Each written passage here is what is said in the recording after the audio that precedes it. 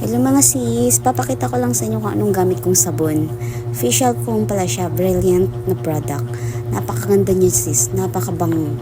Hindi mo na kailangan pang bumili ng scrub sa face kasi yung texture ng paggamit ng sabon niya is parang scrub na din siya. Natatanggal talaga yung mga whiteheads, blackheads, at saka kung ano-ano pang mga dry skin dyan sa mukha mo. Napaka-soft din siya, napakaganda. Pagka isabon mo na yon, hindi mo na kailangan gumamit pa ng kamay niyan. Ganyan lang, kuskus ka lang ng kuskus.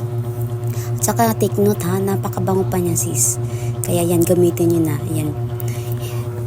Wash na natin kasi parang ang dami na nalagay ko na sabon. Ayan siya mga sisi, napakaganda, napakasoft. Tsaka yan, napaka-brilliant tignan pagka naisabon mo na pagkatapos mo isabon. Nag-firm din siya mga sisa. Tignan mo, napakakainis ng mukha natin pagkatapos. Yung mga wrinkles natin mawawala kapag yan ang ginagamit natin.